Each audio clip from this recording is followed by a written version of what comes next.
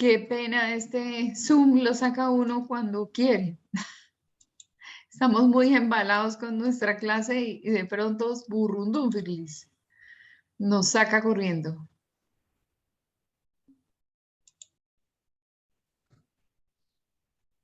Yo no he podido entender ese fenómeno. Es como si aquí aparece en la pantalla que alguien terminó la grabación, terminó la sesión y nosotros aquí todos concentraditos y Zoom acabando las sesiones. Qué gravedad. Bueno, entonces les decía que nuestro trabajo de forma permanente es estar generando corrientes de credibilidad sobre el producto o sobre la marca. Y esa es realmente nuestra tarea permanente. Todo el tiempo nos la pasamos en esas. A ver qué se me hizo el aviso. Muy bien. Gonzalo, Laura y Mafe pidiendo pista.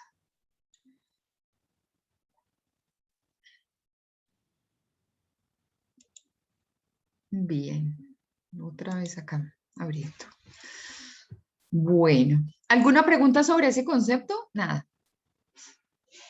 Saber que tenemos una vida dura si tenemos una marca o un producto que no es consecuente, digamos, con esa buena posición que cuenta, con la que cuenta el producto o la marca en nuestra mente. Otra cosa es ver, por ejemplo, que nosotros podemos hacer revisión y podemos gestionar la comunicación mediante algunas estrategias. Entonces, está el mapa relacional, que vamos a conocer cómo es ese mapa relacional. El mapa comunicacional, que también vamos a ver cómo se mide la comunicación entre las personas que están vinculadas a un organigrama. Cómo de manera permanente nosotros tenemos que estar haciendo revisión y formulación de planteamientos y políticas de comunicación, porque si no lo hacemos, pues obviamente nos desalineamos o bien del plan estratégico central o sin querer queriendo los acontecimientos nos van a llevar a otro tipo de actividad, entonces hay que mirar cuáles son esas políticas compartidas de comunicación entre lo que es la compañía, lo que nosotros vemos que percibe la gente, lo que está pasando con nuestra gestión desde el punto de vista comunicación, esa formulación, por ejemplo, de estrategias, si tiene que tener alguna modificación por algo que sugiera el consumidor, en fin. La otra actividad que nosotros tenemos permanentemente es la producción de guías y manuales de orientación en la comunicación, que es más o menos cuando le ayudamos internamente a la organización a entender sus procesos. Entonces, nos queda más fácil que la gente tenga algún tipo de sensibilidad, por ejemplo, conocer cuál es la misión de la compañía, además de vivirla, conocerla, que eso es fundamental, o dar a conocer cuál es el plan estratégico, o establecer cuáles son los atributos de imagen de la compañía, que son los atributos o los valores corporativos que todo el mundo debe respirar y debe tener sobre la piel. En fin, nosotros todo el tiempo estamos ayudando a producir una serie de documentos que nos ayudan para que el grueso de la población o el grueso de la compañía entienda para dónde vamos. En general, entender que nosotros somos unos facilitadores del proceso de comunicación. Este es el eje central. Es decir, entendemos qué pasa con la compañía, cuáles son sus metas, cuáles son sus objetivos, cuál es el plan estratégico, de qué forma se van presentando las distintas campañas y las distintas etapas para poder llegar a conseguir esos objetivos, y nuestro papel es facilitar ese entendimiento, es hacerle a las personas la vida más fácil a partir de documentos, a partir de cartillas, a partir de videos, de piezas de orden comunicacional que se vayan alineando permanentemente con la organización. En el caso de Bavaria, ayer, esta chica que fue entrevistada, que es de talento humano, que pertenece al área de People, entonces ella dice, y aquí mi compañera que está en el área de comunicaciones, y en el área de comunicaciones hacen muchas actividades. Por ejemplo, tienen un sistema parecido, lo relataban en el video, tienen un sistema parecido a un Facebook, pero es propio del grupo Bavaria. Y entonces ellos allí conocen de la vida del uno, de la vida del otro, de la actividad, de lo que hacen a nivel corporativo. LinkedIn, por ejemplo, es una plataforma muy interesante para conocer qué es lo que está pasando con los productos, con los avances, con las estrategias, con lo que se está logrando al interior de las organizaciones. Por ejemplo, juegan al mailing. El mailing, entonces, permanentemente están comunicando cosas a partir del correo institucional. Tienen la creación, por ejemplo, de un sistema de comunicación, una intranet, y en esa intranet nosotros aprovechamos para enviar mensajes, para hacer que las personas entiendan qué está pasando con la organización. Eso es todo lo que se hace desde el punto de vista interno. Por eso es que esta chica ayer también cuando le preguntaban comunicación interna o externa, porque las actividades que se hacen internamente son diferentes a todo lo que yo tengo, digamos, como plan estratégico de que sea comunicable o comunicado a los distintos grupos de audiencias que hay por fuera de la organización. Entonces, digamos que todos pudieran estar vinculados a un objetivo específico, un objetivo de comunicación vinculado al plan estratégico general de compañía, pero las actividades con cada una de las audiencias son diferentes. Hay estrategias para cada una de las audiencias. Y lo que hacemos internamente, por lo general, es aumentar el nivel de conocimiento, facilitar la comunicación, llegar con documentos para que la gente por lo menos tenga una herramienta y en esa herramienta pueda lograr el entendimiento de muchas temáticas que pertenecen específicamente a lo que venimos tratando de conseguir, y afuera el tratamiento es diferente. Si hay una situación que les mencionaba, y es que cuando internamente las compañías están muy bien, su salud comunicacional es muy buena y adentro todo fluye perfectamente, es como cuando uno piensa en un organismo que si uno se alimenta bien y adentro todo lo tiene bien, pues obviamente eso se va a reflejar en la parte exterior. ¿Cómo se refleja? Pues en una piel sana, en una persona que es rozagante, que tiene un brillo en los ojos, que es hábil desde el punto de vista del movimiento, bueno, qué sé yo, es una persona muy, muy completa. Entonces, todo lo que yo tengo adentro se refleja afuera, y en comunicación y en las empresas es así. Lo que funciona bien adentro hace que nosotros nos veamos bien afuera. Porque cuando nos vemos mal afuera es cuando adentro tenemos ciertos desórdenes que no nos permiten, digamos, fluir de manera adecuada. Por eso se dice que nosotros pues ayudamos bastante y somos facilitadores de ese proceso de comunicación. Dentro de la planeación estratégica, donde incluimos todo lo que tiene que ver con comunicación, le apuntamos a la imagen y a las relaciones entre los distintos públicos, aparece el plan estratégico de comunicación, que se puede desarrollar a partir de tácticas y de distintas acciones que van a lograr el direccionamiento estratégico de la compañía en un periodo específico.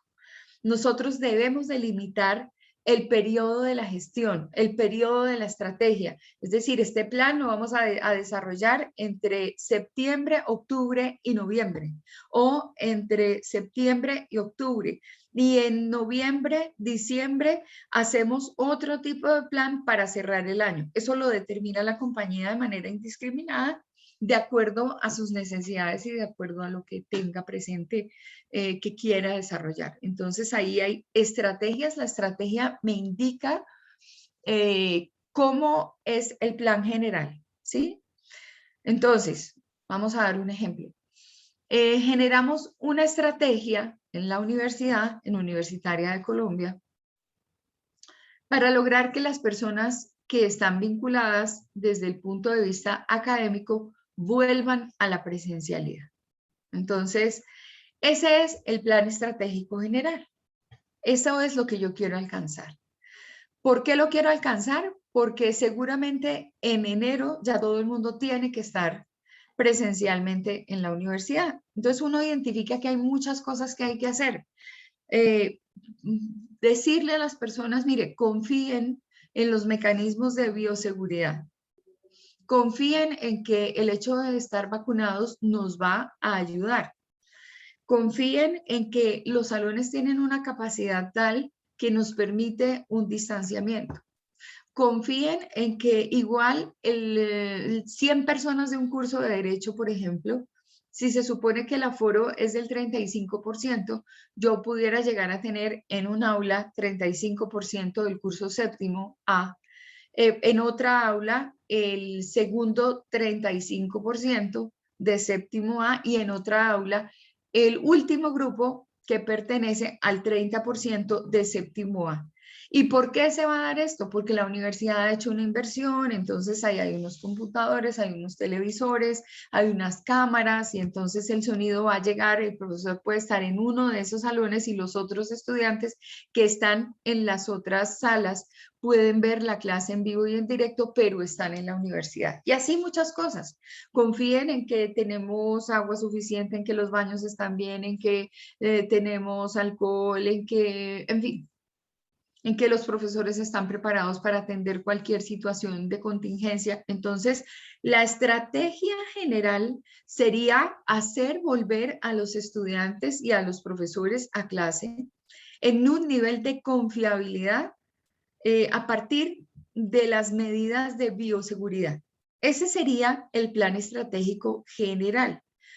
¿Cuáles serían las tácticas? Las que les acabo de mencionar. Entonces, sensibilizar a la población, ilustrarlos en la medida en que pues, la universidad tiene todos sus protocolos de seguridad, entonces guachu, más todas las cosas que uno, por ejemplo, podría decir, mire, es cuestión de decir, es mejor que estemos todos nosotros, entonces nos hacemos un video y ustedes dan un testimonio y dicen, no se alcanzan a imaginar lo rico que es venir a clase presencial, mientras que en la virtualidad nosotros tenemos X o Y inconvenientes y bla, bla, bla. Entonces ahí, digamos, ya la táctica sería, vamos a hacer un video, vamos a hacer una cartilla, vamos a hacer una cantidad de cosas. Y las acciones son otras actividades vinculadas a esa estrategia general, vinculadas al desarrollo de la táctica, pero la acción es, listo, entonces vamos a hacer un video. ¿Quién se va a encargar del video? Entonces, no, fulanos y sutanos hacen el video. ¿Y a quién van a entrevistar? ¿Y quién lo va a editar? Y obviamente dentro de un tiempo específico. Entonces, de aquí, de hoy al 15 de septiembre, nosotros ya tenemos que tener todas las piezas comunicacionales y empezamos a gestionar nuestro plan entre lo que le faltaría a septiembre y en el mes de octubre. Y ahí empezaríamos a identificar cómo hacemos llegar las piezas comunicacionales para que la población vuelva a la universidad. Eso es un plan estratégico de comunicación. Eso es un plan estratégico que nos permite a nosotros sensibilizar a un público o a una audiencia en particular y en esa audiencia vamos a generar, digamos, credibilidad y confianza sobre el volver a clase y volver a estar en la universidad, que es mucho más fácil, que es mucho más chévere, que no se cae el Zoom, que no tenemos que esperar a ver si se puede compartir el video porque ya lo tenemos ahí en clase encadenado el uno con el otro, que podemos hablar con los compañeros, que no es necesario llamar por un celular para saber si se entendió o no entendió, qué fue lo que pasó, qué fue lo que dijo el profesor o la profesora acerca de lo que había que hacer, o muestre, a ver, esperemos a ver si cuelgan la información en la plataforma y si pusieron la grabación y resulta que la grabación está encriptada, entonces no la puedo ver, oiga, entonces tengo que llamar, por favor, ¿será que me dan un código para poder entrar al video de la clase? O sea, en mil situaciones que pudieran estarse presentando. Entonces, ¿cuál sería la meta? Convencer a todo el mundo de aquí a diciembre. Entonces, por eso se dice que es un plan estratégico dentro de la compañía en un periodo específico, septiembre a diciembre, donde se va a cumplir un objetivo estratégico que es hacer que la gente vuelva a la universidad y allí se puedan formular unas tácticas y unas acciones para lograr hacer que la población vuelva feliz a la universidad. Esto es más o menos cómo se realiza el plan estratégico de comunicación. ¿Con eso habría algún inconveniente en entenderlo? No, yo creo que es supremamente fácil, ¿cierto? Bueno, muy bien. ¿Cuál es el direccionamiento corporativo? Ustedes han visto que siempre, como les decía ayer y como les he dicho siempre, nosotros partimos de un marco y es ese marco, ese tablero que yo les menciono, ese es el direccionamiento corporativo. Uno no puede hacer nada que esté por fuera de la misión. Uno no puede hacer actividades que no ayuden a alcanzar la visión. Por eso es que uno a la visión le tiene que poner unos años y lo dice, es a mediano plazo. Y a corto plazo sería en un año, a mediano plazo entre 2 y 3 y a largo plazo en 5 años. Si ese plan estratégico es muy difícil de alcanzar, es lógico que el plan que yo voy a proponer va a ser en visión, digamos, a 5 años porque me cuesta trabajo hacerla, pero no es aconsejable dejar una visión a tan largo tiempo porque uno tiene que estar revisando cosas. A veces hay actividades que a uno se le envejecen. Ah, los datos que arrojó este estudio ya no me sirven porque es que la cosa cambió. ¿Y cómo cambió? Entonces tengo que volver a hacerla, volver a implementar. La idea específicamente no es esa. Entonces, siempre tenemos que tener un direccionamiento corporativo.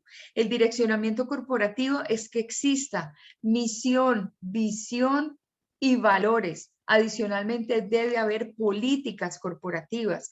Esas políticas corporativas me dicen a mí, mira, tú te mueves entre tal calle y tal calle, bueno, como por llamarlo de alguna manera, entre este concepto y este concepto. Más allá, tienes que solicitar una autorización. No puedes hablar de cosas que, por ejemplo, involucren a la competencia, porque así lo ha determinado la compañía que lo tiene que hacer. Entonces, en medio de todas esas políticas, yo voy desarrollando mi trabajo. Adicionalmente, es necesario tener metas y objetivos, y esas metas y objetivos obviamente corresponden a un plan que es el plan macro, el plan de la estrategia general de compañía, y no pudiera llegar a decirse que el plan estratégico de comunicación se desalinee de lo que es el plan estratégico general de compañía. Por lo general nosotros hacemos un plan estratégico de comunicación que se alinee y se una específicamente a lo que la compañía quiere alcanzar. Las estrategias obviamente se van planteando de acuerdo a los departamentos, de acuerdo al nivel de especialidad de cada uno de esos departamentos que existan dentro de la organización, de acuerdo a la habilidad y capacidad que tengan los líderes de la organización, y entonces uno determina cómo van a ser esas estrategias. Y ya sabemos pues que hay acciones. En general, este direccionamiento corporativo tiene que existir como marco general de todo lo que nosotros hagamos. Cuando nosotros estábamos pequeñitos, nos habían dicho que, pues dentro de la religión católica, nosotros teníamos que cumplir con los mandamientos de la ley de Dios, ¿no? Y entonces es no desear, yo ya no me acuerdo de los mandamientos, pero de lo que me acuerdo era que, no, que honrar a padre y madre, que querer a Dios sobre todas las cosas, que no se iba a matar a nadie, que no había que robar, que no había que desear la mujer del prójimo, que había que guardar los sacramentos, por ahí me estoy acordando, pero me faltan como, si son 10, me faltan 4 porque acabo de mencionar 6. Y cuando uno estaba pequeñito, le decían, esos son los mandamientos. Y entonces, una buena persona desde el punto de vista católico tenía que cumplir con esos mandamientos. Y entonces, a uno le decían, ah, mira, te estás preparando para la primera comunión, entonces acuérdate que para poder comulgar tienes que cumplir con todos los mandamientos de la ley de Dios, y esas le fueron entregadas a Moisés en unas tablas, ¿se acuerdan? Y entonces estaban las tablas y los 10 mandamientos. Bueno, muy bien. Y entonces uno decía, uy, pero si ahora me van a preparar para la primera comunión, yo no puedo decir mentiras. Obviamente no me puedo quedar con un tajalápiz que me encontré por ahí en el piso, sino antes de quedarme con el tajalápiz tengo que preguntar si ese tajalápiz tiene dueño o no. Y cuando lo preparaban a uno le decían, mira, para la primera comunión, entonces hay pecados veniales y pecados, bueno, los más graves, pecados graves y pecados veniales, y uno tiene que confesarse y uno tiene que ir a donde el padre, y entonces, y si no, estás en pecado. Entonces, una cantidad de cosas que le metían a uno, pero eso era como un direccionamiento corporativo, en ese caso, un direccionamiento espiritual que le decían a uno, uno tiene que tener y cumplir con todas esas cosas. Y fuera de eso, pues, si hoy en día uno se pone a analizar realmente todas esas cosas, yo pienso que hay que mirarlas en qué contexto surgieron, en qué momento entregaron las tablas de la ley, en qué momento empezaron a tratar de controlar a la sociedad de ese entonces a partir de normas. De hecho, nosotros tenemos muchos códigos desde el punto de vista jurídico. Entonces, nosotros tenemos un código civil, tenemos un código penal, tenemos un código de aduanas, tenemos un código tributario, tenemos una cantidad de cosas y en los códigos está la normatividad específica que hay que cumplir y que uno tiene que cumplir el procedimiento que le dicen allí. Entonces hay un código de policía, entonces en el código de policía le dicen a uno, mire, usted puede tener rumba en su casa ¿esas hasta la 1 o hasta las 12? Hasta la 1, ¿no? Entonces a la 1 uno tiene que dejar de hacer ruido, porque obviamente hay otras personas que quieren descansar. Entonces usted vuelva a Semico en su apartamento como quiera y ponga la música duro hasta la 1 de la mañana. Pero a la 1 le baja el volumen y si no, llamo a la policía para que venga y le baje el volumen. Y si la policía viene y viene 3 veces, mejor dicho, me ponen una multa y lo que sea, bueno, para lo que la gente cumple con esas cosas. No cumple para absolutamente nada. Yo tenía un vecino muy querido, a él le fascina ver videos, pero a toda mi chica con el volumen de su televisor y de su equipo. Entonces uno ve que el hombre con su familia se disfruta los videos, pero uno esa noche no duerme. O sea, es mejor que lo inviten a uno a esa reunión porque uno ahí se queda escuchando la música que él pone hasta las 4 o 5 de la mañana. Claro, se trasnocha uno con él. O uno se da media vuelta y dice, no estoy oyendo nada, tengo orejas de pescado, no oigo nada, y se duerme. Pero la norma siempre ha estado allí. ¿Y por qué está la norma? La norma está para tratar de regular las acciones de las personas. Y pues en parte, como diría mi hija, es que le meten a uno miedo de muchas cosas. Y entonces, mira, tú no hagas esto porque lo que te corre pierna arriba es esto y aquello y aquello y aquello. Entonces uno como que cumple, ¿no? Pero ese es el marco normativo. En el caso del direccionamiento corporativo es que nosotros debemos gestionar la comunicación dentro de estos parámetros, dentro de la misión, dentro de la visión, dentro de los valores, en medio de las políticas corporativas, cumpliendo metas, objetivos de la compañía, haciendo caso de las estrategias y generando acciones que nos llevan específicamente a desarrollar esas actividades. Si no existe misión, visión ni valores ni políticas, tenemos que crearlas. No faltará el día en el que tengamos que hacer un trabajo para una compañía y que la compañía no tenga específicamente el tema de misión y visión definido, entonces ahí habría específicamente que crearlas. Y hay que obviamente sensibilizar al gerente de la compañía y decirle, mire, señor gerente, si usted no tiene una misión, una visión y unos valores, pues yo no puedo hacer nada. Entre otras cosas, la mayoría de los contenidos que nosotros redactamos o la base fundamental para poder hacer una pieza comunicacional que llega a una audiencia determinada está, digamos, arraigada en los lineamientos que nos da el direccionamiento corporativo. Esos valores de compañía para nosotros son atributos de imagen y los atributos de imagen son los conceptos que quiero posicionar en la mente de mi audiencia clave y sobre esas descripciones y narraciones es que también construyo los textos y los contenidos que van a hablar de mi compañía. Entonces es fundamental el direccionamiento corporativo. Desde el punto de vista del plan estratégico, entonces el plan estratégico se elabora con base en los resultados del diagnóstico integral. Cuando nosotros revisamos una condición, volvamos al caso de Universitaria de Colombia. Entonces, se supone que en esta convocatoria están de primero a quinto todos los estudiantes asistiendo de manera presencial. Pero hay uno que otro curso y hay una que otra persona que ha dicho, yo a la universidad no voy. No voy porque el profesor es un virus ambulante y porque mis compañeros son un virus ambulante y yo me he cuidado mucho y yo no voy a salir y yo tengo acá a mi abuelita y tengo a una persona con comorbilidades en el seno de mi familia y yo no me voy a mover, no me voy a ir. Está bien, nadie le está diciendo a uno que tiene que ir obligatoriamente. Entonces puede ser que una de las mediciones que se haga es, citamos a, no sé, el 35% de la población. A ver, digamos que vamos a hacer una cuenta por acá. Digamos que son como 2.500 estudiantes de día.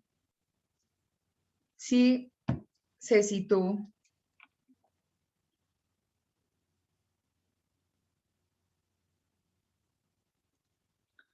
vamos a ver un segundo acá matemáticamente.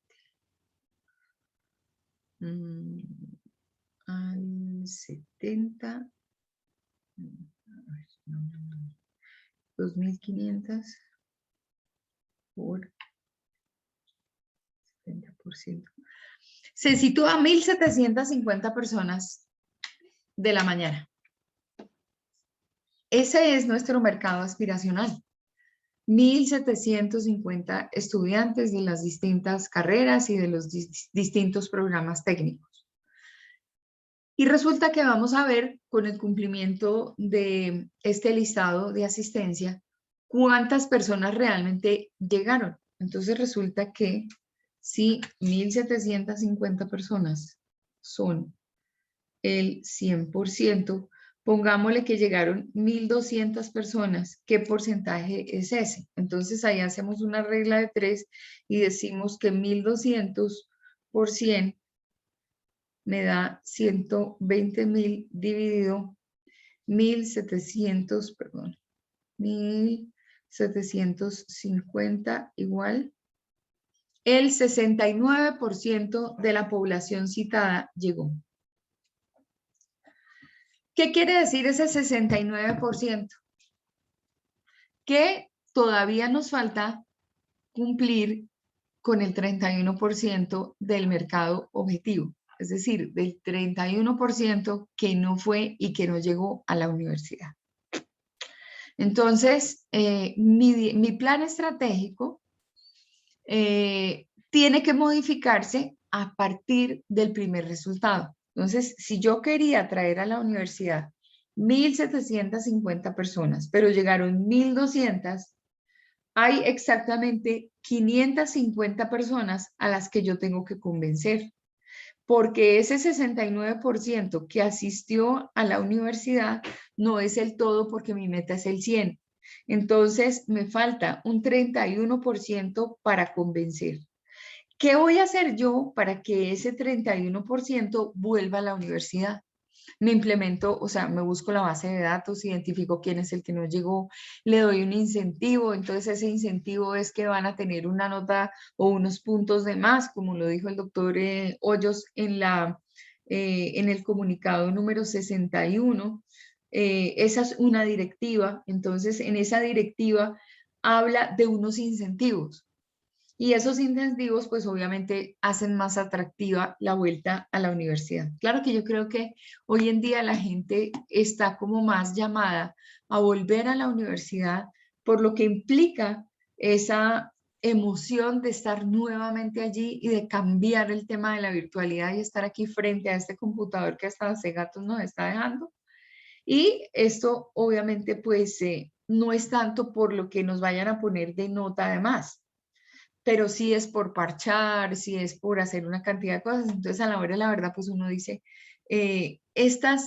como estos ganchos o estas situaciones de expectativa que van generando, tienen mejor llegada unas que otras, entonces yo hago mi plan sobre estas que son más llamativas. Ahí es donde uno reorienta la tarea del plan estratégico y ¿cómo la orienta? Pues obviamente a partir del resultado. Entonces digo, bueno, 69% es un muy buen promedio, pero vamos a ver qué pasa con el 31%. Y voy a tener que ponerme una fecha. Entonces, en el mes de septiembre por lo menos un 15% más, para que me falte un 16%, debe llegar a clases presenciales. Entonces aquí sería 70, 9 y 6, 15, una son 7, 8, lo que quiere decir que voy a pasar al 85% de la población asistente a clase presencial. Ya me falta menos, ya me falta convencer a un 15% de la población. ¿Por qué es importante que las percepciones se conviertan en un número? Porque el número va a determinar qué tan fuerte es la acción que yo tengo que desarrollar para lograr ese objetivo general.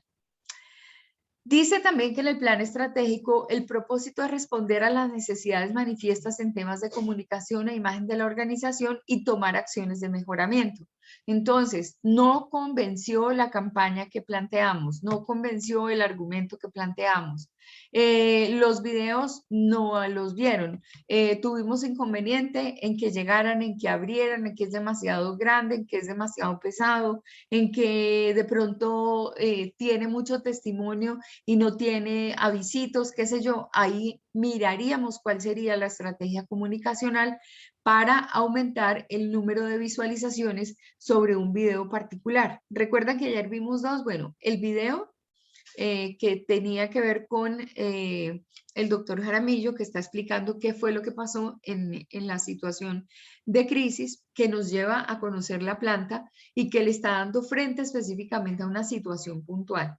Y el otro video es el motivacional, que tiene una voz de un locutor muy profundo, es muy bonito, con una música como de mucha inspiración, y entonces todo el mundo sale directo a tomar Bavaria, convencidos de que de verdad tenemos la mejor de las cervezas. Y es verdad, tenemos de las mejores cervezas del mundo.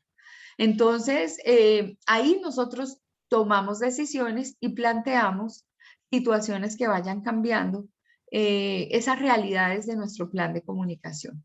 En este proceso se deben tener sesiones previas con directivos de la compañía para definir cuál es el foco estratégico con cada una de las audiencias con las que vamos a trabajar y establecer esas variables de comunicación, saber cuáles van a ser esos atributos de imagen. Los atributos de imagen son idem a los valores. Los atributos de imagen son esos conceptos que yo quiero volver tan evidentes en la mente de la audiencia. Y esos escenarios que sean los propicios para crear una estrategia de carácter, digamos, respectivo. En este caso, si ustedes tuvieran que hacer un plan estratégico para que la gente volviera a la universidad, ¿qué se les ocurre que podamos hacer? Y ahí sí les estoy diciendo de manera práctica, por la sencilla razón de que su trabajo para finalizar esta materia va a ser crear un plan estratégico de comunicación orientado a que la gente vuelva a la universidad. ¿Cómo les parece? ¿Se fueron? Ana María está por allá pensando. ¿Qué se les ocurre que podemos hacer en el plan estratégico de volver a la universidad?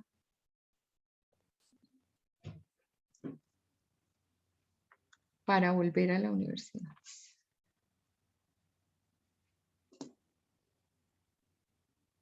A ver, soy todo oídos. A ver, ¿qué se les ocurre que podemos hacer?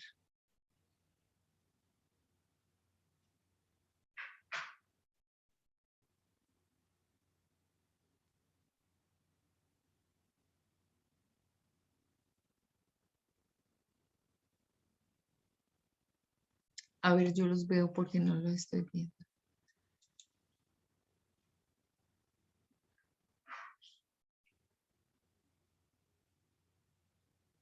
¿Qué se les ocurre? A ver, Natalia, ¿qué te gustaría que pasara? Si tú quisieras ser convencida por una estrategia de comunicación, ¿qué harías?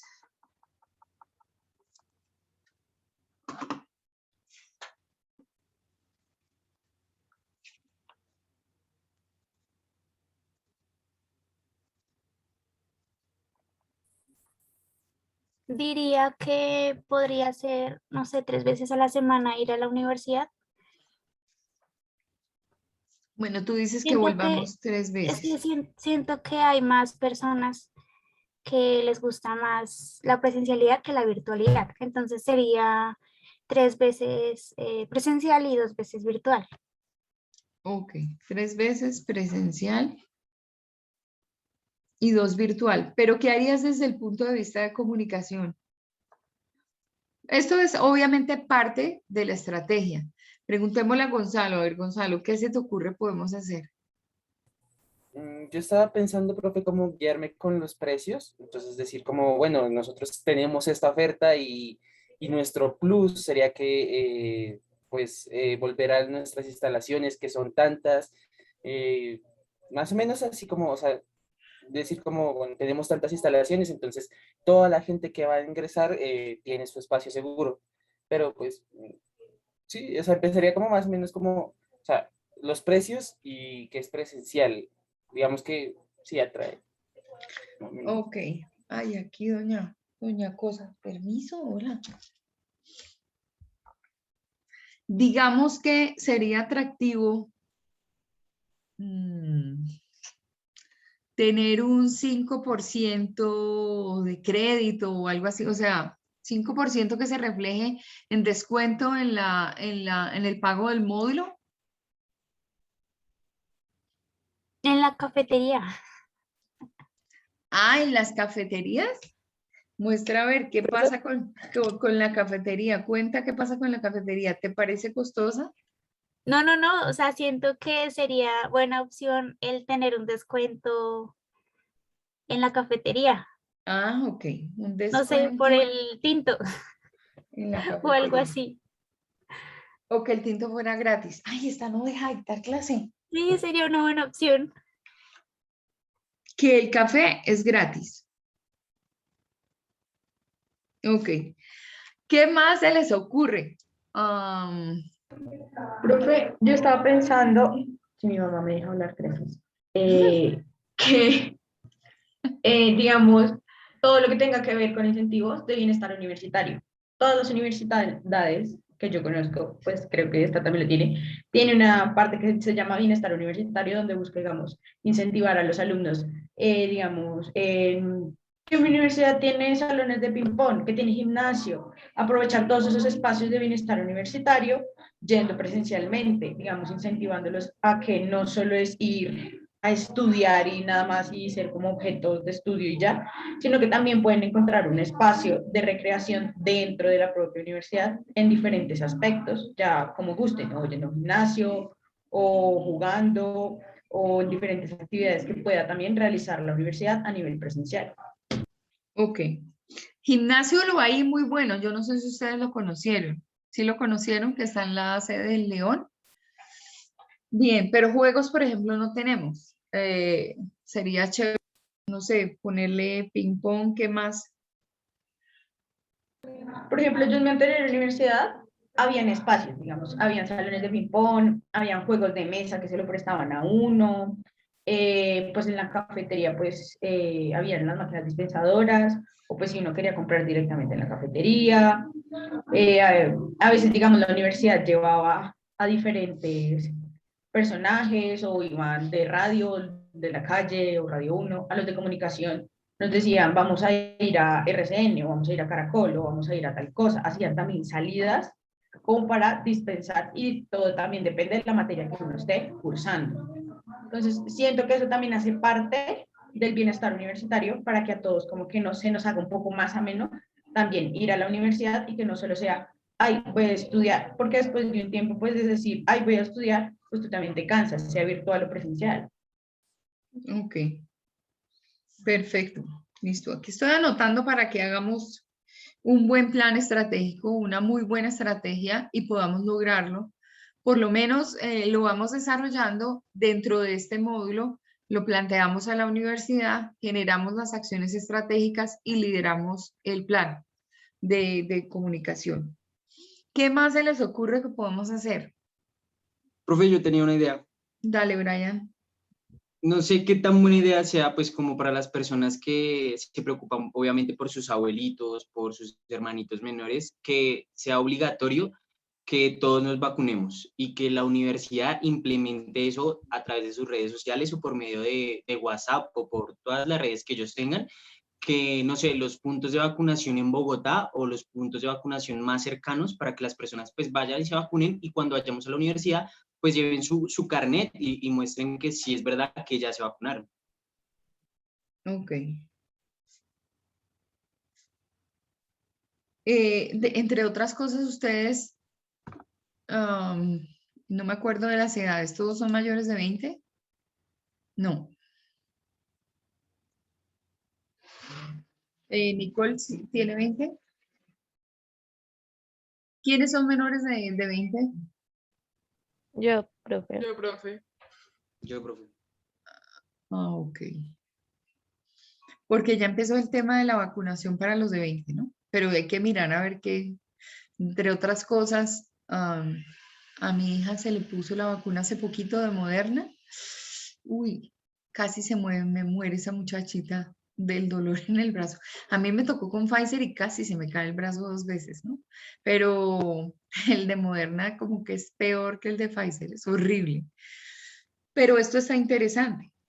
De pronto hacer un acuerdo para que haya una priorización para estudiantes de universitaria con el tema de vacunación, ¿sí? Y pues no importando que tengan menos de 20 y que vayan a un sitio y que no tengan que tener como todos esos colonómetros y esas cosas. Entonces, sí necesitaríamos generar una estrategia para saber quiénes están vacunados y quiénes no. Y ver de qué Pero, manera. profe, también, perdón, qué pena la interrumpo, también ya están vacunando a los de 15, mayores de 15. Sí, claro, sí, sí, sí, sí, exacto, sino que como a veces es lentica la reacción, entonces lo digo porque estaban hasta no sé qué rango y mi hija se quería vacunar y no encontrábamos dónde, o sea, ella es Sanitas y no era posible hasta que abrieron de una vez el tema de la vacunación en una determinada situación. Pero bueno, aquí nos toca saber quiénes están vacunados y quiénes no, y si se puede hacer una estrategia para vacunación. Eso está chévere. ¿Qué más se les ocurre?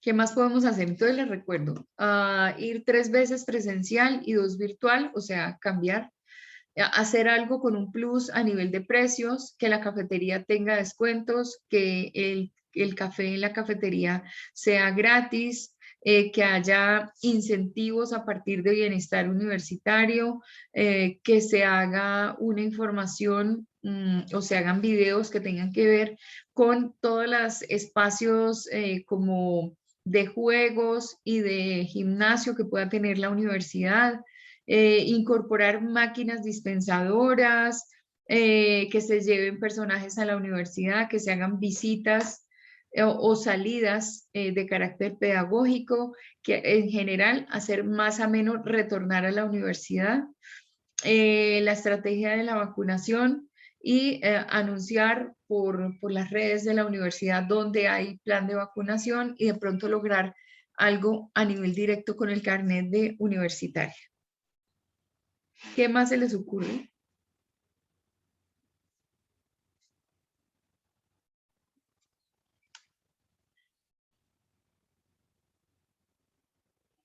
Nicole, Lisette, Charik, Ana María, Laurita. No, es que yo estaba pensando algo muy similar a lo que dijo Dayana, como hacer un ambiente feliz, o sea, y que la gente quiera estar allá, porque es que yo estoy en el grupo de representantes y realmente la negatividad es demasiada. Por ¿De verdad? ejemplo, sí, o sea, por ejemplo, pero creo que es más que todos los grupos grandes como derecho y, por ejemplo, en el aspecto donde comunicaron que aquellos que iban a ir presencial pues iban a tener puntos adicionales por la asistencia presencial. Fue un problema también porque decían que eso era como ponerle presión a las personas que en algún momento, o sea, como que se estaban absteniendo de ir. Entonces, como que eso fue un problema. Entonces, yo siento que la idea de, digamos, con lo del incentivo del descuento o pago, también va a ser un show así, porque están como muy a la defensiva de lo que quieren es obligarnos y a nosotros no nos pueden obligar, que bla, bla, bla, y es complicado.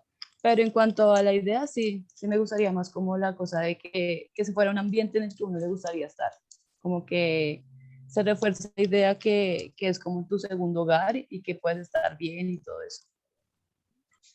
Ok, ok. Como más vive la U, ¿no? Sí, señora. Es que se supone que eso es una experiencia, pero la gente ya la dejó de lado. Es como, yo solo quiero estudiar, por mí sigan virtual todo. Y es como, no, tienes que vivir esto. Pero pues están muy negativos. Sí, la gente es muy negativa. Fíjate, los de noche dicen, pero yo que voy a extrañar algo que no conozco.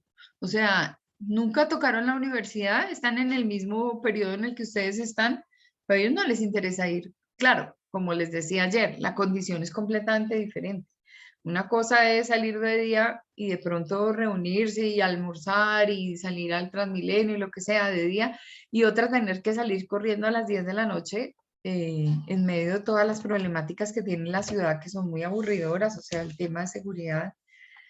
Ayer me pasaron, entre otras, un video para que tengan mucho cuidado. Ah, no, no me pasaron un video, lo vi en Facebook. Es un carro que, digamos, pasa y lo ve a uno caminando, ¿cierto? Y entonces sigue de largo y se mete por una carrera o por una calle cercana y como que esconden el carro. Se bajan tres tipos del carro y se van hasta donde uno está caminando, lo roban, le quitan la cartera, el celular, el morral, todo, y ahí salen corriendo para el carro y lo dejan a uno ahí sin nada. Entonces, no, el tema de inseguridad está bastante grave. Obviamente eso en las horas de la noche se multiplica, el miedo se multiplica. Hay gente que no quiere salir de noche. Pero por lo menos, pues, hagamos una tarea por la universidad de la mañana y podemos hacer una estrategia que llame la atención para regresar. Profe, yo tengo una pregunta. Cuéntame, Natalia. ¿La universidad cuenta con parqueadero? No, no tiene parqueadero. ¿De moto o de carro? Sí, de las dos. Bueno, de motos y De de las dos. carros, ¿qué pasa? Nosotros tenemos unos parqueaderos alrededor. O sea, en la noche, incluso ayer vi que todo lo que es la margen del Parque Nacional hacia arriba y esa bahía de parqueo que hay sobre la séptima al lado de la sede 2, normalmente en la noche llenan siempre todo eso. El problema es que movilidad pasa y hay dos viejitas policías que son dos chiquitinas así y se llevan las motos, eso es una cosa horrorosa, de noche. Y ponen mucho problema porque llegan con grúas y entonces todo el mundo tiene que quitar el carro. Entonces se hizo un convenio con un parqueadero que está sobre la carrera 13, que es el que está antes del Oxxo. Ese convenio, digamos, entre comillas, convenio, lo hice yo. Ellos ya compraron como unas grúas para esta oportunidad, le invirtieron al parqueadero porque ahí alcanzan a caber como unos 13 carros y como 60 motos. Entonces, ¿qué pasa? Compraron unas grúas para levantar los carros y aumentar la capacidad en carros y les cobran una tarifa preferencial. Esa tarifa preferencial es de, creo, de 3.000 pesos de las 6 a las 10 de la noche. En el día no lo hacen porque en el día va gente que va a otras tareas y a otras cosas, que va a Ecopetrol o al Banco de Bogotá o va a hacer vueltas por ahí, entonces parquea el carro ahí. Pero se hizo un acuerdo con ese parqueadero. Hay otro parqueadero que está cerca, relativamente cerca, que está por la 13, pero tiene uno que pasar la 34 y después de la 34 agarra por una calle, es como la 33 básicamente, que uno baja hacia la carrera 13, hacia la Caracas, perdón, hacia la Caracas y ahí hay varios parqueaderos, ahí parquean motos. Esos son los sitios de parqueo en la universidad. Y por la noche, pues los que cuidan. Hay gente que está ahí permanentemente cuidando. Tienen grupos de WhatsApp y les avisan, por ejemplo, si movilidad viene y si se va a llevar algo. Entonces, si se lleva una moto, entre todos pagan la sacada de la moto. Son solidarios en ese sentido. Y pues obviamente los muchachos y las señoras que están ahí lo que tratan es de que nunca se les vaya se les lleven los carritos que hay ahí. Buscamos, yo me recorrí el espacio, pero muchísimo, porque ahí hay un edificio de la CAR que está desocupado y un edificio al lado que tiene un sótano de parqueaderos, a ver si se podía lograr algo, pero como son empresas del Estado, es muy difícil que ellos presten el servicio de parqueadero. Y de resto, pues ya otros parqueaderos están más allá de la 39, es decir, de la estación de policía sobre la carrera 13 hacia, ahí hay una Bebillas y hay un Ara, creo, y ahí hay un parqueadero, ahí hay otro parqueadero disponible. Y bajando por la 30 y, no, sería la 40 hacia la Caracas, ahí hay otro parqueadero grande. Esos son los parqueaderos, pero le toca uno caminar, por lo menos unas 4 cuadras al norte, unas 3 cuadras al sur. Y los más inmediatos de la 13 son los que te digo, que están al lado del Oxxo y ya. De resto, los otros parqueaderos son sumamente costosos porque hay más. Saliendo de la sede 3 donde estábamos ayer, por ese callejoncito donde está específicamente lo que les digo yo que era la cafetería donde yo había comprado la ponimalta y que estaba pidiendo ponimalta y que me decían que uy, que yo qué iba a hacer, que iba a tomar eso, uno se pasa es un pasadizo básicamente y uno se va a la carrera de atrás, o sea, la 13A, y ahí hay un parqueadero en ese edificio, pero ese edificio es de RCN y es un edificio que tiene muchos sótanos, tiene como 4 sótanos y es un parqueadero muy grande, pero es costoso. Ahí parquean los niños del CESA. Entonces les recogen el carro en el CESA y se los llevan hasta allá. Y cuando ellos salen de clase, hay unos valet parking que sacan el carro y les llevan el carro hasta el CESA. Claro, el servicio vale como un montón, ¿no? Entonces pagan como 400.000 pesos de parqueadero y es, o sea, insoposible. ¿Qué otro parqueadero hay? Está sobre la carrera 13, el de la funeraria. Ese es otro parqueadero. O sea, nosotros rodeados de parqueaderos estamos. El problema es esta. Subiendo por detrás, o sea, enfrente a la funeraria, hay una calle como medio circular que va a dar a la carrera séptima y pasa por un lado del edificio del Banco de Bogotá y por el concesionario este que está en la esquina, que es Marcali.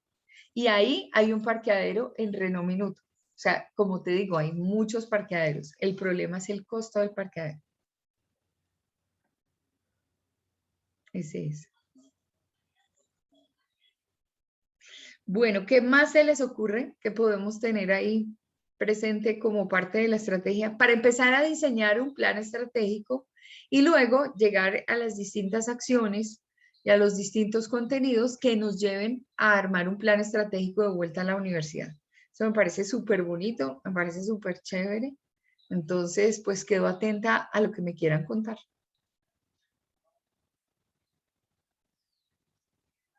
¿Se les ocurre algo más?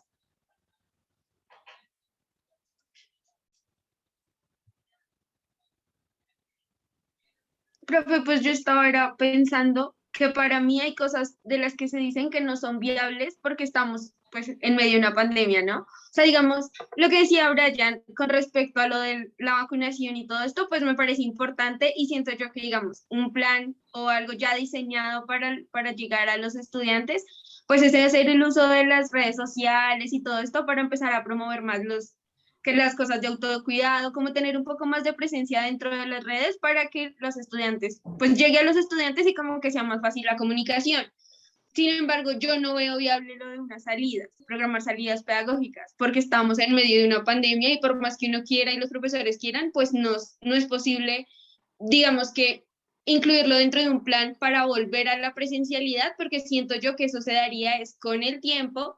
Entonces, más bien serían promesas para mí, o sea, lo digo, no sé, desde el lado donde yo lo veo, como promesas vacías que se le harían a los estudiantes con respecto a decirles como, ven, vuelve a la universidad porque puede pasar esto. Sin embargo, sí me parece como bueno que se pudiera, como si diseñar otros espacios que pudieran promover que como que exista más socialización entre los estudiantes, conservando las medidas de bioseguridad y todo este tipo de cosas, pero pues yo siento que, digamos, ese tipo de cosas como salidas o, o hasta cierto punto el generar actividades como extracurriculares, pues podrían no ser tan viables en este momento porque estamos hablando de una reapertura y un regreso de los estudiantes a las instalaciones. Y justamente muchos no quieren volver porque dicen, estamos en medio de una pandemia, no queremos. Entonces, digamos que también existe mucho el hecho de que no quieran vacunarse muchas personas y todo este tipo de situaciones. Entonces, siento yo que, digamos, eso, por lo menos en lo personal, no sé hasta qué punto se podría hacer y hasta qué punto podría considerarse dentro del proceso de, pues, de vuelta a las clases.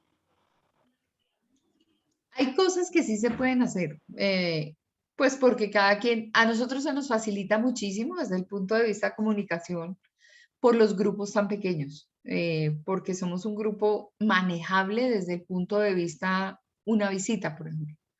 Si vamos a RCN, podemos ir a RCN o podemos ir a, no sé, a cualquier salida de estas. Por ejemplo, hay unos que están en historia, ya tienen ida a un museo y en el museo se encuentran y el grupo pequeño ya puede ir al museo, ¿no? Puede ir al Museo Nacional y se guardan las medidas de bioseguridad porque de hecho pues toda la ciudad se está reactivando.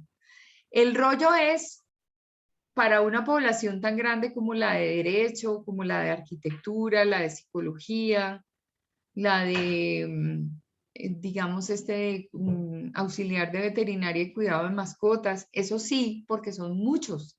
Entonces, cursos donde hay 60, 70 personas, pues es muy difícil. O sea, uno cómo hace esas salidas, imposible. A nosotros sí, en algunos casos, porque la misma medida de bioseguridad nos lleva a la salida.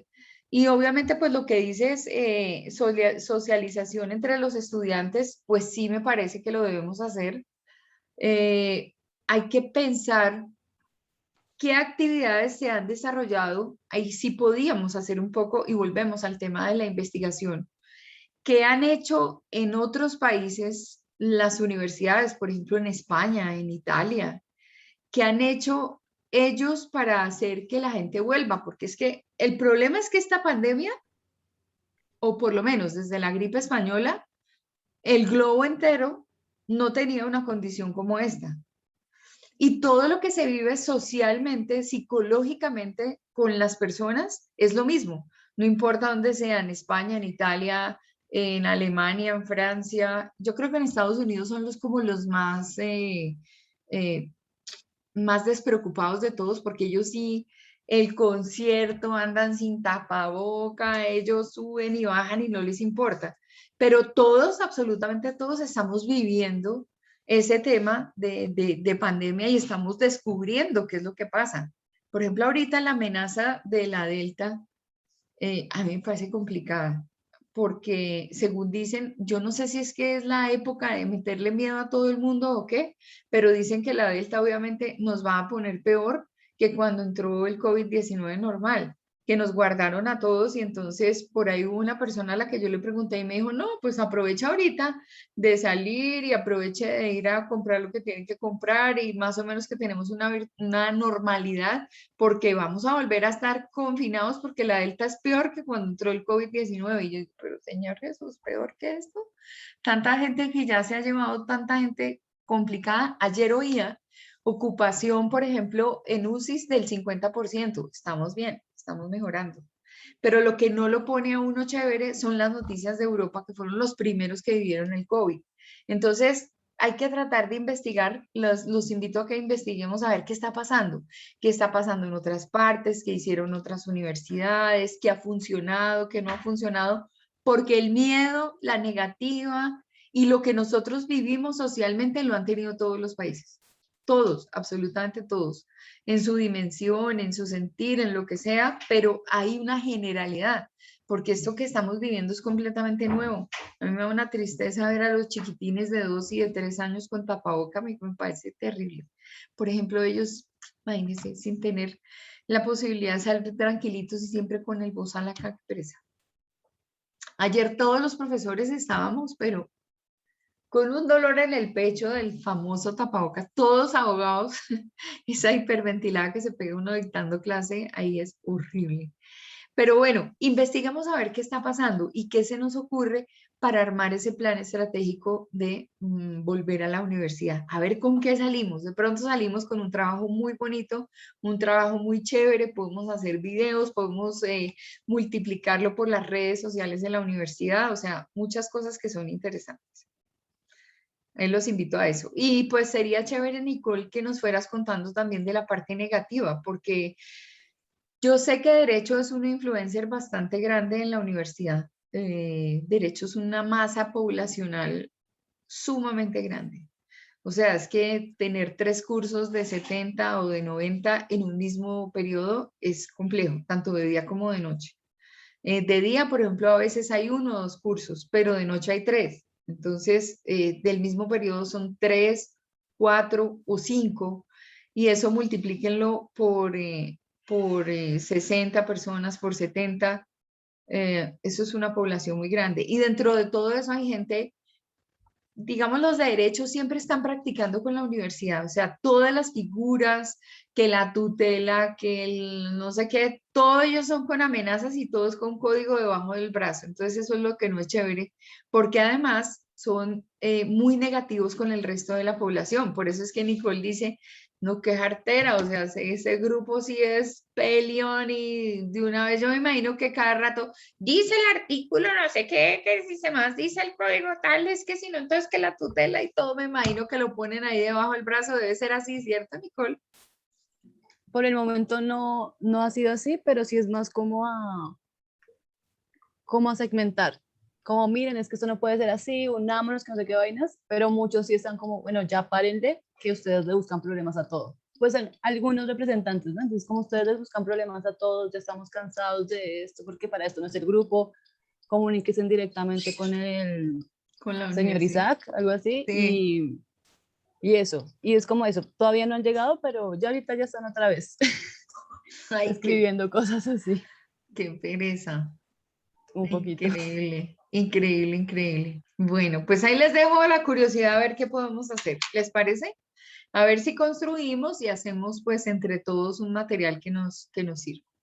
Voy a volver a compartir entonces. Me avisan, por favor.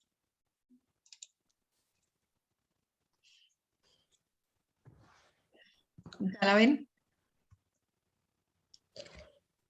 Sí, señora. Bueno, muy bien. Cuando hagamos esto, entonces tenemos que seleccionar dentro de estas campañas focos o objetivos. Eso se tiene que determinar. O sea, la focalización está en, no sé, por ejemplo,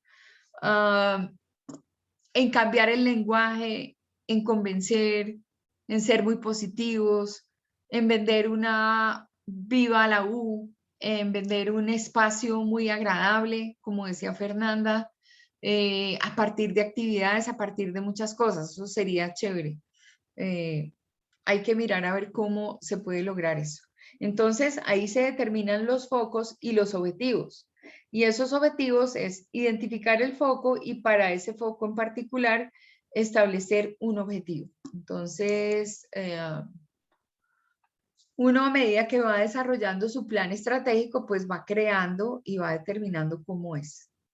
Estratégicos de la organización o del proyecto, entonces ahí toca contar con la alta dirección, toca contar con las directivas de la universidad para ver ellos en qué apoyan, que todo esté alineado con lo que la universidad quiere, porque por ejemplo, la universidad le puede tener miedo a una demanda o le puede tener miedo a un requerimiento ante el Ministerio de Educación, entonces hay que conocer qué puede haber de bueno y qué puede haber de malo. Cuando ya tengamos claridad de cómo más o menos puede ser la estrategia, hablamos con el señor rector, con el doctor Hoyos, nos reunimos en la universidad si fuera el caso y le exponemos qué es lo que vamos a hacer.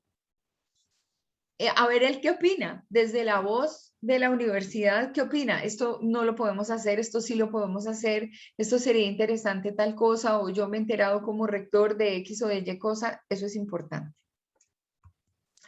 El planteamiento obviamente de la táctica, entonces no solamente formulas uno estratégicamente qué es lo que tiene que hacer, sino que tiene que hacer un planteamiento de la cantidad de tácticas que va a llevar a cabo y de la creación del plan de acción. Entonces en esa creación del plan de acción es el resumen de decir, mire, solicitamos a la universidad la compra de 5 o 10 mesas de ping-pong, la compra de tales y tales juegos de mesa, la adquisición de una máquina dispensadora o 2 máquinas dispensadoras, y así sucesivamente. Entonces, ahí pone uno en un cronograma de actividades la cantidad de acciones que va a desarrollar.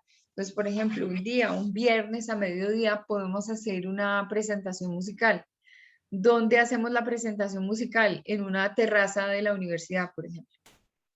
Y que en esa terraza esté todo el mundo y hacemos un concierto y hacemos cosas que pues le llamen la atención a los estudiantes. Ahí miraremos a ver cuáles son los planes de acción que vamos a desarrollar y obviamente los planes logísticos que son los que nos van a determinar qué hacer. Muy bien, entramos a una fase entonces donde nos dice indicadores de gestión para controlar y evaluar la comunicación. Y aquí empezamos a medir. Estas son todas las herramientas que nosotros, digamos, creamos para internamente dentro de las organizaciones fijar cómo es un plan de comunicación y qué estrategias desde el punto de vista de la medición se pueden tener. Entonces, ¿qué justificación y qué antecedentes hay? Hay que pensar qué está ocurriendo en las organizaciones de hoy en día. Entonces, por ejemplo, el 5% del personal conoce la estrategia. Eso es un porcentaje sumamente bajito. En general, cuando yo hago una estrategia de comunicación o cuando hago un plan estratégico general de compañía, pensar en que el 5% de mi compañía conoce la estrategia es un porcentaje muy bajo, lo que quiere decir que hay que trabajar bastante para que ese 5 se convierta en un 100%. El 85% del personal invierte menos de 1 hora al mes para estudiar la estrategia. Como quien dice que el 85% del 5% que conoce la estrategia es el que le dedica por lo menos 1 hora para conocer esa estrategia. Quiere decir que hay un 15% de esa población que nunca en la vida le preocupa la estrategia y que ni siquiera la mira.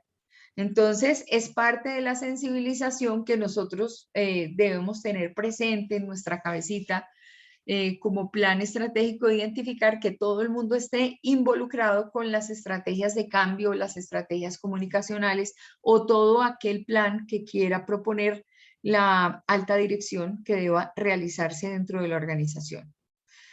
El 15% del personal está remunerado con base en el cumplimiento de la estrategia. Esto se hace mención a situaciones, por ejemplo, como la de ventas. Los de ventas por lo general siempre están, digamos, vinculados a estrategias de crecimiento, alcanzar metas, alcanzar logros, tienen, digamos, una remuneración, parte de la remuneración es fija, parte de la remuneración es variable. Eso quiere decir que pues las personas tienen un sueldo fijo, pero si logran aumentar, por ejemplo, la venta, que pudiera llegar a ser uno de los objetivos, aumentar el 20% de la venta en un caso o de compañía o tener una mejor recordación desde el punto de vista de mensaje, de atributo de imagen y de marca, pues normalmente uno revisa qué es lo que puede estar ocurriendo con respecto a estas tareas que tiene la empresa generalmente. 9 de cada 10 empresas no consiguen ejecutar la estrategia, como quien dice, este tema es un tema bastante sensible, es decir, corresponde como al tiempo de modernidad de las compañías hoy en día. No es fácil encontrar que haya compañías, las grandes sí, pero en las pequeñas no. O sea, pareciera que hacer un plan estratégico con compañías pequeñas no fuera posible, y sí es posible. Los planes estratégicos se pueden conseguir. alinearse con un pensamiento estratégico, se puede lograr. La cosa es que las empresas no conocen este tipo de trabajo para que puedan alcanzar a partir de un plan estratégico todos sus logros y todos sus objetivos.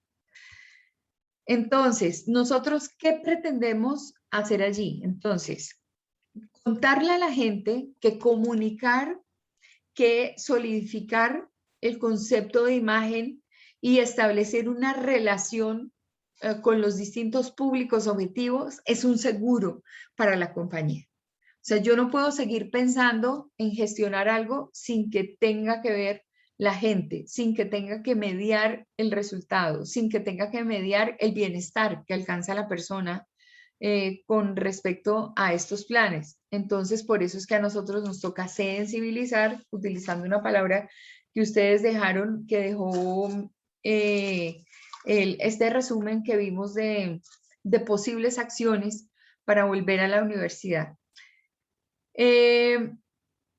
No hay por lo general una orientación a la medición. Nosotros hacemos las cosas, pero no medimos. Digamos que se necesita integrar a las personas de una compañía, que se conozcan, que tengan más confianza, que sepan lo que hace el uno, que hace otra unidad. Y entonces se nos ocurre hacer una fiesta de integración. Y entonces, no, con una fiesta de integración nosotros remediamos ese problema. Seguro, la gente de pronto asiste, hace uno su mejor esfuerzo para que asistan a la fiesta. Terminó la fiesta, la gente se fue para su casa y a la semana siguiente todo vuelve a ser específicamente igual en la empresa. O sea que la plática se perdió. Que la plática que yo invertí en esa fiesta, pues ya había podido invertir en otra cosa completamente diferente. ¿Por qué se pierden esos presupuestos? Pues porque no sabemos qué es lo que la gente está esperando, no sabemos qué es lo que la gente quiere. En el caso de Nicole, por ejemplo, que está con el grupo de representantes, uno oye quejas y quejas y quejas y quejas y peleas, pero yo creo que no existe la pregunta, bueno, ¿qué quisieras esperar de la universidad? ¿Qué estás esperando de la universidad? ¿Qué quieres que la universidad haga por ti? ¿Cómo quisieras plantear un regreso a clase donde realmente pues nos va a tocar? Es que todos se matricularon en un programa presencial y pues obviamente estuvimos obligados a estar en virtualidad, pero ahorita que las cosas están retornando a la normalidad, pues sabemos que el mundo no es igual. Sabemos que el mundo ha tenido una cantidad de cambios y la educación va a tener cambios. Aquí pudimos comprobar que la educación virtual es posible. Aquí pudimos comprobar que tener un descuento sobre el valor que pagamos es posible. Aquí hemos visto que hay tecnología que nos permite hacer una educación virtual, pero al mismo tiempo también corroboramos que es mucho más chévere presencial. Entonces tiene tanto de yin como de yang, tiene como de bueno como de malo, como que esté a la izquierda, como que esté a la derecha, como que esté arriba, como que esté abajo. Entonces, cuando hacemos las preguntas adecuadas, identificamos, bueno, ¿y qué quieres que pase? Entonces ahí empezamos a dejar mediciones a partir de la percepción de las personas. Entonces, el 20% de la población quiere que haya juegos. Ah, listo. Hay un resultado que yo tengo de una campaña que se hizo en la universidad que se llama Café Confianza. Yo lo voy a compartir con ustedes. Y se supone que era planteamiento de muchas cosas que debería hacer la universidad para hacer la universidad un poco más llamativa, por una sencilla razón, porque nosotros no somos como son las universidades que digo yo que son de parche, que tienen espacios verdes, que hay espacios para no estar en clase, que hay espacios como para la lúdica, para el juego, para las actividades. Por ejemplo, a partir de eso hicieron unas clases de Zumba buenísimas. Entonces, ahora va a tocar hacer esas mismas clases en las terrazas para que sea al aire libre. Hay un gimnasio que la gente empezó a visitar, pero que no visita realmente en su totalidad. Hay que mirar a ver de qué forma nosotros podemos hacer uso de todas esas estrategias de bienestar para alcanzar un mejor nivel de vida dentro de la universidad. Todo lo tenemos que medir. Entonces, ese Café Confianza arrojó unos resultados. para generar un poquito un mayor sentido de pertenencia con la universidad. Porque yo le decía a los estudiantes, bueno, y a ustedes les preguntan, ¿y usted dónde estudia? Y contestan, en la Universidad de Colombia. ¿Dónde? En la Universidad de Colombia.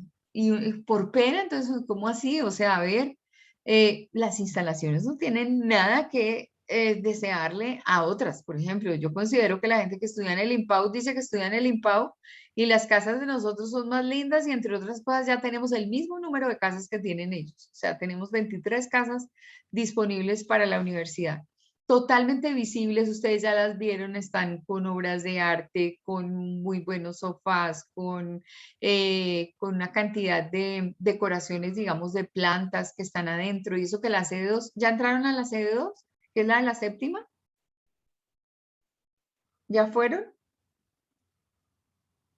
¿O no? Sí, señora. Ok. La sede 2 es mucho más grande, es más, más de parche, o sea, hay muchos espacios, hay muchas salas, hay salas de lectura. Yo creo que nosotros no tenemos físicamente que envidiarle nada a nadie. Ahora, pero ¿por qué entonces nos acompleja decir que estamos estudiando en la Universitaria de Colombia? Entonces, pues tenaz, porque uno va y le pregunta a la universidad que está un poquito más allá, oye, ¿y tú dónde estudias? ¿En la Javeriana? Y dejan la boca abierta en la Javeriana. Así, bien, bien abierta la... No, estudiamos en la Universitaria de Colombia. ¿Y dónde es eso? Pues no, en la calle 36 con la séptima y con la carrera 13, donde ves un poco de banderas de Colombia y dice pasión por triunfar ahí, porque la universidad es buena, porque tiene buenos profesores, porque tiene esto. La credibilidad de que es chévere la hace uno, no la hace el de afuera. Mire, yo puedo tener un apartamento súper chiquis, un apartamento diminuto, y puede ser que yo no tenga el dinerazo del mundo, pero si yo lo organizo con cariño y le pongo una matica y lo tengo siempre limpio y tengo todas las cositas, pues yo quiero que la gente vaya a mi casa y que esté en mi casa y que comparta unos ratos ricos, ¿cierto? Entonces, el tema no es cuánta plata tenemos o qué nombre le ponemos, sino que es que a nosotros nos toca ir haciendo nombre. Obviamente, una universidad que tiene como 14 años no tiene el mismo posicionamiento de imagen que tienen otras universidades que tienen más de 140 años. Es que es demasiado, demasiado, demasiado el tiempo que ha pasado.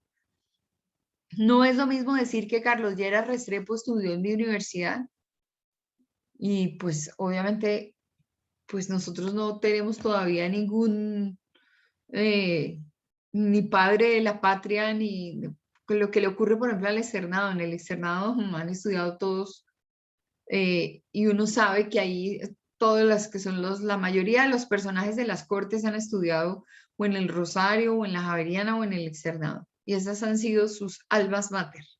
Entonces, al mismo tiempo se va ganando credibilidad.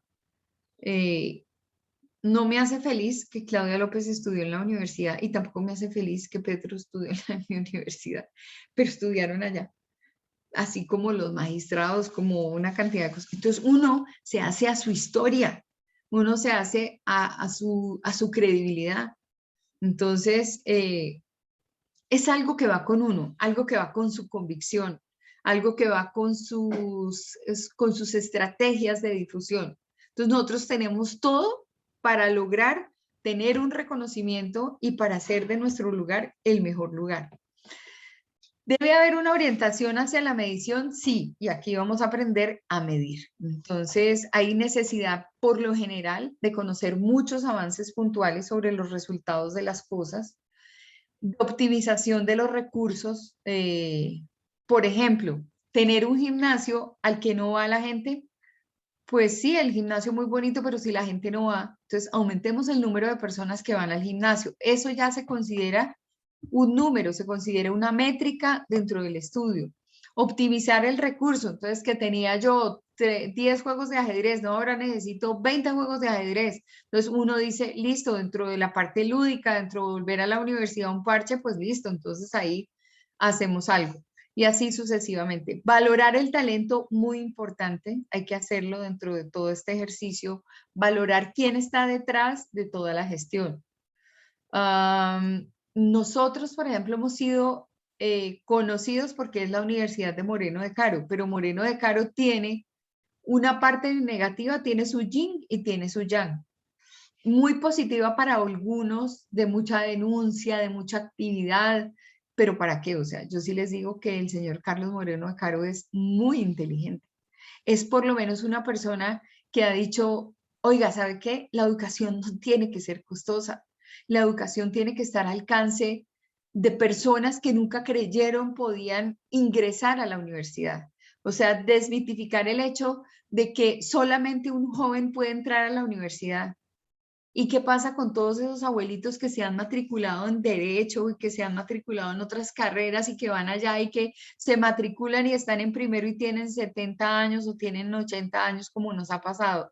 O que, por ejemplo, va una mamá con un hijo. Esa es la universidad de las oportunidades, de decir, mira, acá creemos en ti, de decir, te quieres matricular en una especialización, entonces, si te quieres matricular en la especialización, los costos que te cobramos por derechos de grado son parte de tu primer pago en especialización, es decir, los derechos de grado te salieron gratis. Igual, así como ha sido de polémico el señor Carlos, porque pues nos ha callado muchas cosas y en la historia está que algún día llenó el salón elíptico o yo no sé cuál recinto del Congreso de ratones y llevó unos gatos para que cazaran los ratones. A él se le han ocurrido unas vainas loquísimas. Eso hace que la persona que es polémica genere amores y genere desamores, pero es preferible generarlos a pasar desapercibido, a pasar de agache. Entonces nosotros tenemos muchas cosas, hay que valorar todo lo que somos, hay que resaltar cosas que ocurren en la universidad, como que, por ejemplo, estudiantes de ingeniería que han ocupado los 10 primeros lugares en la prueba CAES, en la prueba Saber Pro. Eso es muy importante. No todo el mundo está teniendo eso que nosotros estamos logrando. Entonces hay que sacarle partido a las cosas buenas que tenemos, valorar los talentos, dejarlos en esas narrativas nuestras, resaltarlos a partir de los conceptos que tenemos. Por ejemplo, yo no sé si ustedes saben que hemos logrado fabricar drones. Entonces, eso es bien interesante, que hemos ayudado a colegios que están en lugares como por ejemplo Ciudad Bolívar, a que entren en esos talleres de fabricación de drones y ese tipo de tecnología, pues nadie se ha volcado a mirar qué pasa en Ciudad Bolívar.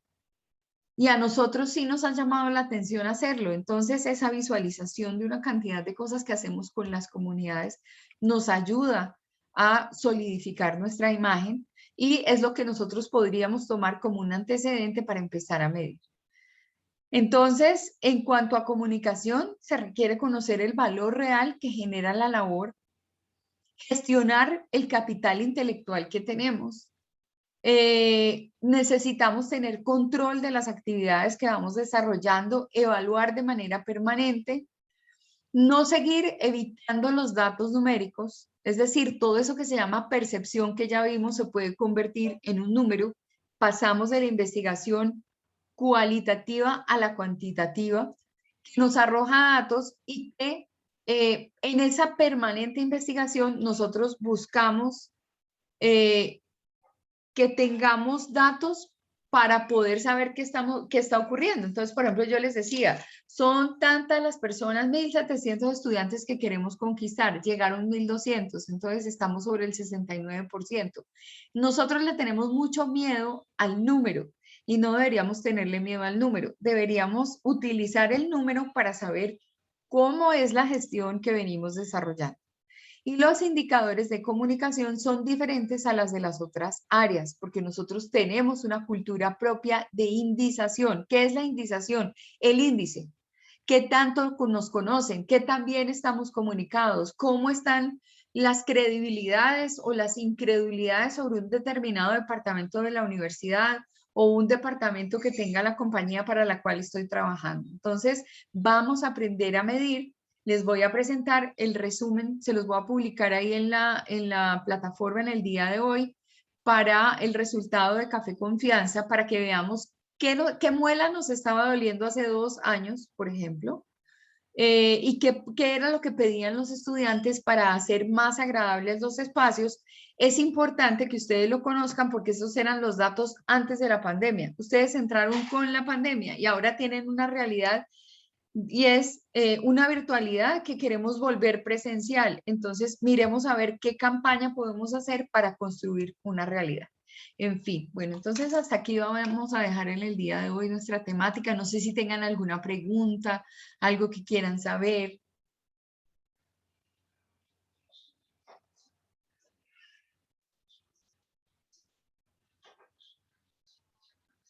¿No?